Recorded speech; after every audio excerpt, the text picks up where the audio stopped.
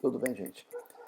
Bom, vamos falar com vocês aqui um pouquinho sobre o sistema de pontos agregados NIOS 2, que é um projeto que nós estamos tentando implantar no nosso hospital, que eu tenho certeza vai agregar muito em termos de qualidade de atendimento dos nossos pacientes. Sobretudo nesse período que nós estamos vivendo, que a gente recebe pacientes com suspeita da Covid-19, onde não há margem para o inesperado. Os pacientes têm que ser monitorados e a gente precisa acompanhar eles de perto para não ter surpresa, já que qualquer procedimento tipo reanimação cardiopulmonar ou abordagem via aérea requer que toda a equipe esteja bem paramentada, né? Não há margem para a gente ser pego de surpresa numa deterioração clínica que não estava sendo prevista. A gente tem que antecipar, né, essas medidas para evitar que o doente tenha uma parada cardíaca e muitas vezes abordar essa via aérea com antecipação para evitar uma evolução desfavorável. Bom, falar um pouquinho sobre a história, o porquê de implementar o sistema NIOS num hospital. 90% das paradas cardíacas ou das emergências respiratórias num paciente internado no hospital, elas são precedidas por deterioração dos parâmetros vitais. Só que essas alterações são sutis e frequentemente elas passam despercebidas. Tá? Portanto, o que acontece é uma falha na comunicação. Não é falha de comunicação da pessoa que dela ter se omitido ou de não ter sido encontrado um superior ou um médico ou enfermeiro, enfim, não. A falha de comunicação não é verbal, é falha de interpretação.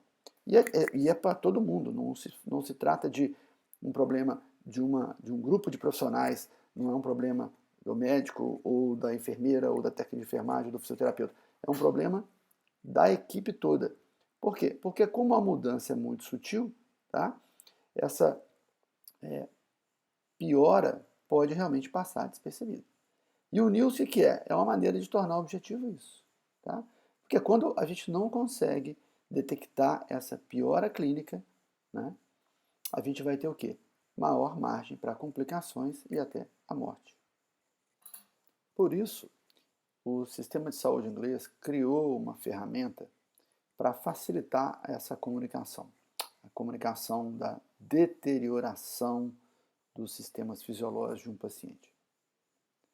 É uma maneira de tornar objetiva essas alterações através de um sistema de pontuação agregada, onde os pacientes que estão piorando acumulam pontos. Tá? O sistema NIOS hoje é considerado o melhor sistema disponível para essa avaliação evolutiva da piora desses pacientes. O sistema NIOS ele é apresentado numa tabela, como vocês estão vendo aqui, onde na coluna da esquerda a gente tem os parâmetros que vão ser avaliados e nessas colunas subsequentes a pontuação em função dos valores obtidos. Tá? Vocês podem observar aqui que o paciente que está com parâmetros normais não pontua. Então, o indivíduo que é NIOS 0 é um indivíduo que está bem. Tá? E à medida que ele vai piorando, né, ele vai agregando pontos e se tornando mais instável. Após a medida desses parâmetros, a gente vai colocar cada valor na sua célula apropriada e vai somar esses pontos e colocar aqui nesse espaço, né, total de pontos agregados. Uma observação importante é que se esse paciente tiver pontuação 3 em qualquer dos parâmetros, a gente tem que checar aqui. Por que isso? Porque ter 3 em um dos parâmetros significa um desvio significativo do que é o normal. Tá? E esse desvio ele é um sinal de alerta. Okay? Outra característica que a gente tem que ficar atenta é isso aqui. Ó. A saturação ela é escrita em duas linhas. Tem a saturação 1 e a saturação 2. Tá? O que é a saturação 1? Saturação 1 é a saturação do paciente que não tem história de pneumopatia crônica. É o paciente que tem um pulmão historicamente normal. Tá? Daí, aquele indivíduo que está respirando ar ambiente tem valores normais de saturação quando esse valor é igual ou maior do que 96. À medida que a saturação vai caindo, ele vai agregando pontos. Já o paciente pneumopata crônico, sobretudo aquele que retém gás carbônico e é usuário domiciliar de oxigênio, ou que está no hospital usando oxigênio, a gente deve usar essa segunda linha de registro de saturação de oxigênio. Tá? Para esse paciente pneumopata crônico, os valores considerados normais são mais baixos. Né?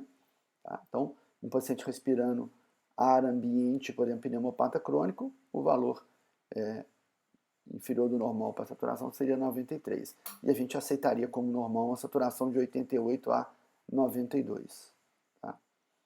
E observem que, à medida que esse paciente passa a usar oxigênio, esse pneumopata crônico, retentor de CO2, à medida que ele passa a usar oxigênio, o aumento da saturação, além de 93, passa a ser uma situação de preocupação. Por quê? Porque se esse paciente é retentor de CO2 e está mantendo uma saturação de oxigênio acima do que é considerado normal para ele, esse paciente pode ter o quê? Exatamente. Pode desenvolver narcose por CO2. O oxigênio ele passa a ter uma ação depressora sobre o centro respiratório desse paciente e ele pode narcosar. E ao narcosar, ele pode parar. Pode ter uma parada respiratória seguida de uma parada cardíaca. Então, é uma outra observação importante para a gente fazer quando for preencher o NIUS nessa tabela. Tá? Um outro detalhezinho também é que você observa que tem aqui uma opção para colocar se o paciente está recebendo O2 suplementar ou está respirando ar ambiente. Tá? Se ele respirar ar ambiente, ele não pontua. Se ele respira O2 suplementar, ele ganha 2 pontinhos. A outra característica que vale a pena a gente comentar aqui também é o estado de consciência. Tá? Aqui existem dois estados de consciência. O paciente que está alerta ou o paciente que tem alguma alteração do nível de consciência. Tá? São só duas opções. Se ele está alerta, ele não pontua. Se ele está confuso, agudamente confuso, né, gente? Tem que ser uma situação aguda. Tá? Então, se ele está agudamente confuso, se ele só atende a resposta verbal, se ele só atende a um estímulo doloroso, ou se ele está completamente inconsciente, ele recebe a pontuação de 3. Ok? Bom, e como é que a gente vai interpretar, então, os dados? A maneira de interpretar é muito simples. Existe um chart, um cartão, que tem os scores, né, já agrupados, e o tipo de conduta que deve ser realizada em relação à frequência de monitoração e à resposta clínica ao número de pontos agregados obtidos. Então vamos imaginar um paciente que não tenha nenhuma alteração significativa e que o score foi 0. Esse paciente é um paciente normal, em enfermaria, ele está bem, está estável. A rotina é exatamente a mesma que se faz um paciente em enfermaria, que seria medir os dados vitais a cada 6 horas. Nada além disso. Tá? Agora vamos supor que o paciente tem um score um pouquinho maior, está na somatória aí entre 1 e 4.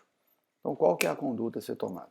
O técnico de enfermagem avisa a enfermeira coordenadora para tomar ciência da situação e ela pode fazer uma avaliação do paciente e optar, por exemplo, por reduzir o intervalo das monitorações de parâmetros vitais para cada 3 horas, 4 horas, dependendo do que ela achar conveniente, necessário.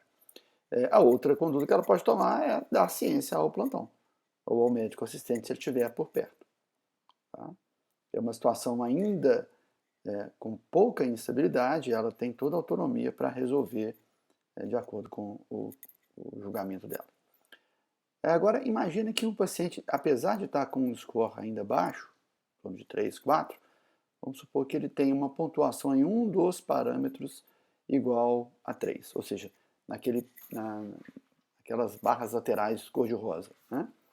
Isso é uma situação de instabilidade, uma situação onde a gente tem que realmente preocupar. Nessa situação, em apenas um dos parâmetros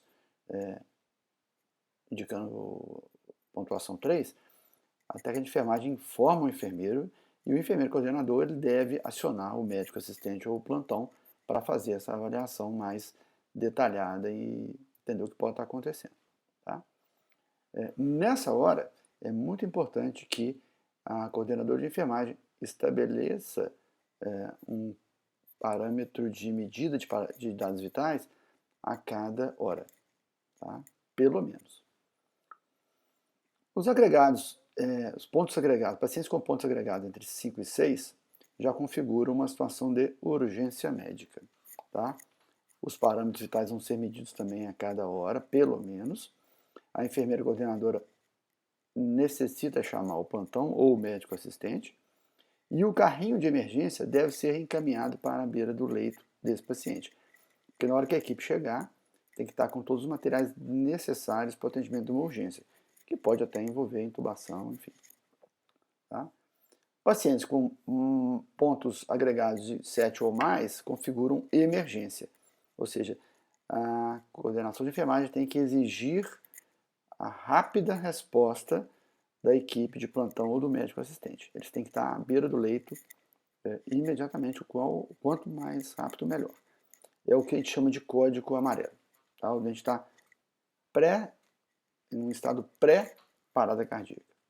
Tá? É uma situação que a gente tem que antever e agir rapidamente para que não tenha um desfecho desagradável. Então, nessa hora, a equipe de enfermagem já vai com o carrinho também da mesma maneira e ela já monitoriza o paciente. O paciente tem que ficar monitorado continuamente, enquanto aguarda a equipe médica chegar. Tá? Quer dizer, o ideal é o médico já chegar e encontrar o paciente já monitorizado, com eletro monitorizado, saturação e PNI, tá? Para tomar a conduta e agilizar o processo de atendimento desse paciente. Imagina que a gente está admitindo na enfermaria um paciente, um senhor idoso de 85 anos, com um quadro gripal, uma síndrome gripal, suspeita Covid-19, e ele apresenta uma dispneia leve. A frequência respiratória dele está 23 por minuto, saturação ar ambiente 94%, uma pressão arterial sistólica de 142, o pulso de 88, ele está alerta e está com a temperatura normal. É um paciente que, de maneira geral, não está tão ruim, né? Ele está mantendo a maior parte dos parâmetros dentro do que é considerado fisiológico e desvia um pouquinho por uma pequena queda na saturação, então de 94%, e um aumento na frequência respiratória para 23 incursões por minuto. Esse paciente ele não soma nenhum ponto isoladamente 3, né? Ele não tem nenhum desvio grande de parâmetros fisiológicos, tá? Então o NIUS dele é 3 e não tem nenhuma pontuação 3 em nenhum dos parâmetros. São 8h32 da noite, tá? Então qual que seria a conduta diante de um paciente desse? Vamos lembrar aqui, valor agregado de 3, né, tá entre 1 e 4. Tá? A técnica de enfermagem deve informar a enfermeira coordenadora e esta tem toda a autonomia nesse momento de definir o que ela acha melhor ser feito. Se ela achar que o paciente está relativamente bem, ela pode optar por reduzir o intervalo de monitoração dos parâmetros vitais para 3, 4 horas. Tá? Como esse doente acabou de ser admitido e ele já estava com a prescrição pronta, já tinha sido discutido com o médico que fez a internação, eles combinaram de ligar o oxigênio e reduzir essa monitoração para 4 horas. Ok? Aí a equipe checa, né, no MV, né, a técnica de enfermagem checou que foi avisado para a enfermeira e checou que eles combinaram de reduzir o intervalo de monitoração para o mínimo de 4 horas. Tá?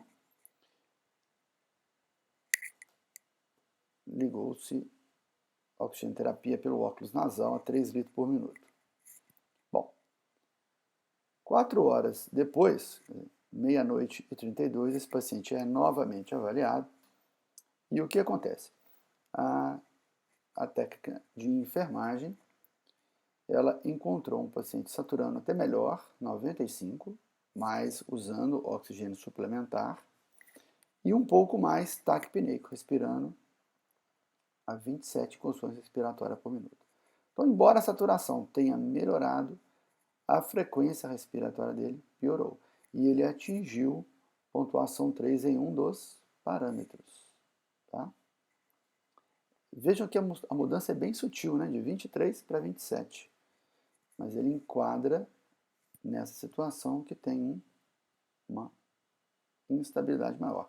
Além disso, se a gente somar aqui, ele vai receber 2 por estar usando oxigênio e 3 por estar mais taquipneico. Ou seja, o NIOS dele aumentou para 5, o que é considerado um estado de urgência.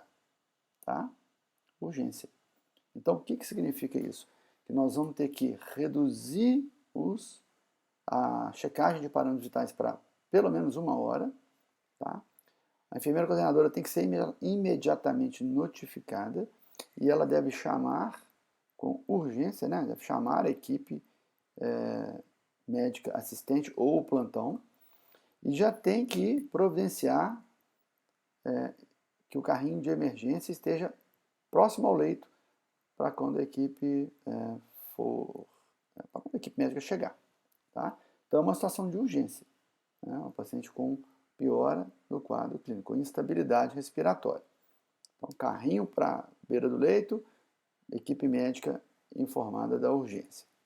Não esqueçam de checar no box, né, que a enfermeira foi informada, que o médico foi informado, que a monitoração do paciente foi reduzida para intervalos de 1 hora e que o carrinho de emergência vai ser levado para a beira do leito e esse paciente vai ser para eventual monitoração. Tá? Bom, o médico de plantão ele foi avisado, ele estava terminando de atender uma outra urgência em outro andar, né? Já encaminhou um dos colegas para o local e pediu que fosse iniciado oxigenoterapia suplementar com máscara com reservatório, naquela bolsa, né, reservatório, num fluxo de 8 litros por minuto. Bom, então 1 hora depois desse paciente, como é que ele está? Ele está um pouquinho pior, apesar de ter iniciado a oxigenoterapia suplementar de alto fluxo, de alta concentração, a saturação de oxigênio dele caiu para 92, ele está mais taquipneico e ele agora está taquicárdico também. Ou seja, se a gente somar aqui, ó, o NIOS dele vai ser 2 mais 2, 4, mais 3, 7, mais 1, 8.